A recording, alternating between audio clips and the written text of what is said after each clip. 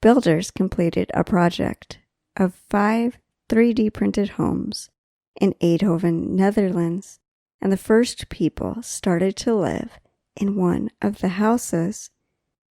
The house has only 1 floor, and it looks like a boulder. It would be very difficult to build it from bricks.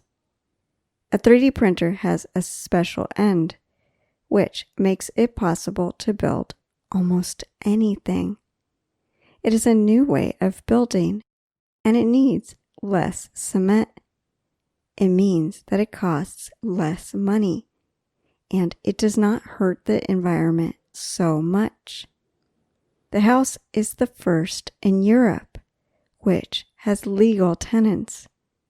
The couple who are living there are very happy, and they feel safe in their new home.